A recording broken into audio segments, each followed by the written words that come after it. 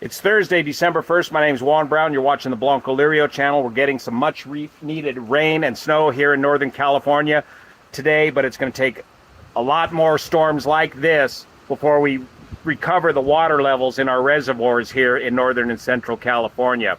The NTSB report on the B-17 P-63 midair just came out. Let's go take a look.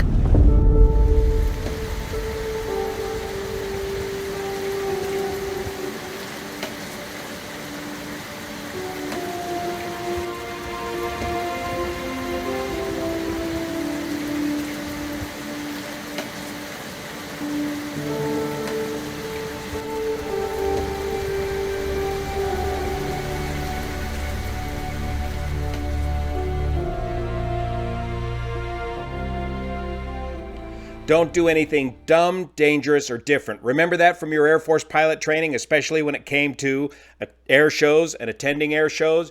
In my experience in air shows over all these years, it's when there's a sudden unbriefed change of plan is when disaster strikes. And that's exactly what happened in this B-17 P-63 midair collision.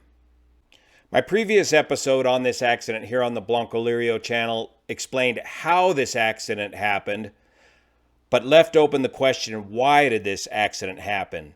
This NTSB preliminary report goes a long way to explaining exactly why this accident happened. That occurred on Saturday, the 12th of November at the Commemorative Air Force Wings Over Dallas Air Show at the Dallas Executive Airport that resulted in 5 fatalities.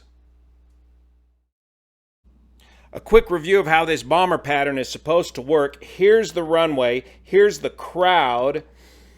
A 5 ship of historic bombers are flying passes from left to right and right to left, following this black line like this to continuously parade back and forth in front of the crowd.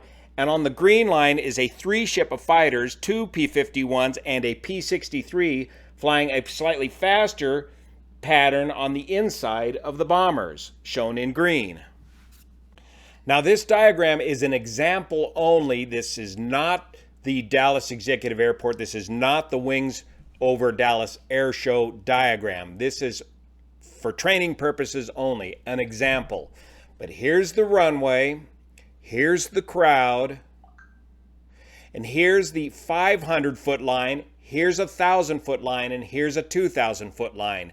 As the aircraft parade past the crowd, they are to maintain one of these pre-briefed lines. Typically, the slower, larger aircraft would be flying the line closest to the crowd, or the 500-foot line.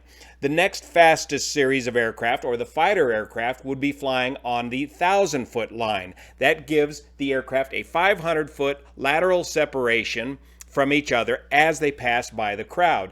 Also, too, normally there is a altitude separation, usually of a couple hundred feet or so, to be maintained as these aircraft fly past the crowd. A 2,000 feet line is reserved for even faster aircraft like jets.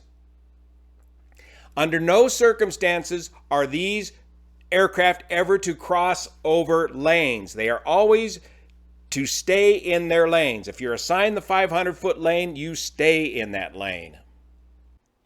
All of this is carefully choreographed long before the show and is supposed to be briefed to the crews in a mandatory briefing the day of the air show.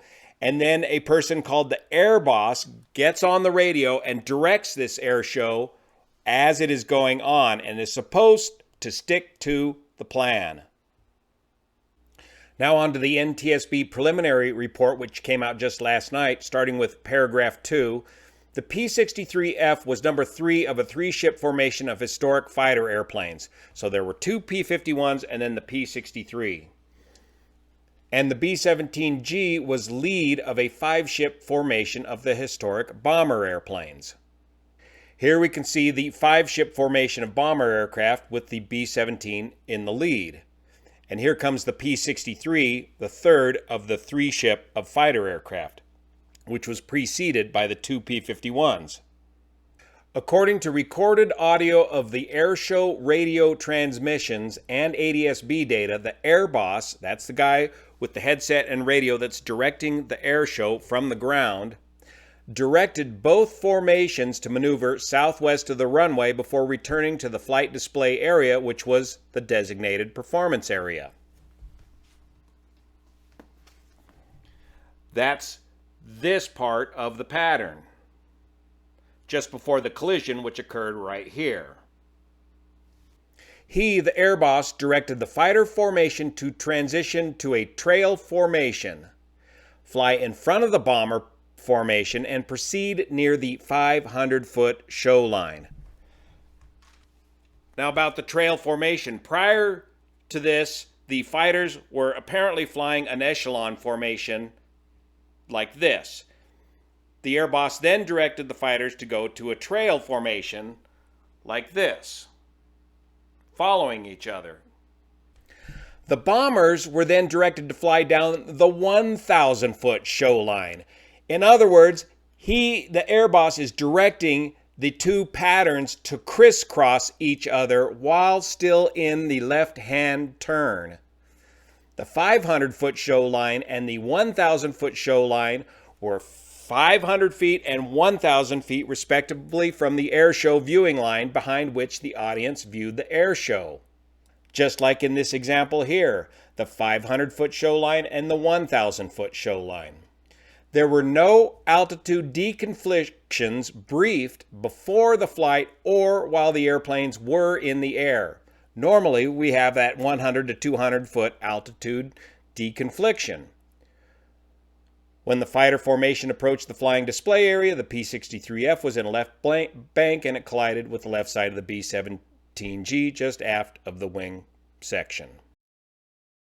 In this video clip here, shot from the McDonald's parking lot, we can see the beginning of this overtake of the bomber aircraft while still in the left-hand turn. There's the B-17. There goes one P-51. There goes the second P-51. And here comes the P-63 going for the 500-foot line, not seeing the B-17. He can't see the B-17 from this position, and he is assuming that he has long since cleared the B-17. He has no idea the B-17 is right there. And this is why this order by the air boss is dumb, dangerous, and different. Once these lanes are established, you are to maintain your lane and not crisscross back and forth across lanes. 2, as we discussed in the previous episode, you cannot pass an aircraft that you cannot see. You can never go belly up to another aircraft in formation. Once you go belly up to another aircraft in formation, you cannot see that aircraft. That's why in the Reno air races, the only safe way to pass an aircraft is high and to the outside like this. Never to the inside. Finally, the lack of altitude separation between the fighter formation and the bomber formation sealed their fate. Here on this NTSB replay where we've got the P-51-28 Victor and the P-63 shown here and the B-17 shown here, we can see 2 of the 3 fighter aircraft on the inside of the B-17. The order is given by the air boss to basically crisscross, so now the B-17 is going to line up on the 1,000-foot line while the fighters pass the B-17 and line up on the 500-foot line 500 feet closer to the crowd. So the P-51 passes the B-17 safely on the left, but still in this turn, the P-63 at this point cannot see the B-17 while he's lining up with his 500-foot line and collides right into the B-17. And it's a miracle that that collision didn't occur just a few seconds earlier and have that B-17 raining down on the very busy freeway US 67. If we measure these distances out here on Google Earth at the Dallas Executive Airport where the wreckage of the B-17 landed, right about here, that puts it almost exactly on the 1,000-foot line from the crowd, exactly where he was told to go. and the 500-foot line falling somewhere just to the right side edge of runway 31, where the fighters were directed to go. So why did the air boss make this dumb, dangerous, and different command at the last moment at this air show? Why was this not pre-briefed before the air show? This is going to come down to the air boss himself and his experience or lack of experience. How much high-performance formation time does this air boss have? Does this air boss even understand the fundamentals of formation, of ever putting aircraft belly up to one another in an inside pass and the hazards that that represents? How much experience does this air boss have directing the bomber parade at the commemorative Air Force air show events? And finally, why didn't anybody within the organization question the plan during the briefing when they still had a chance? Once this command was given, there was little time to react. Thanks so much for your support of this channel, especially the folks over on Patreon that make this content possible. Subscribe to the Blanco Lirio channel if this information is of use to you. Thank you for your support. See you here.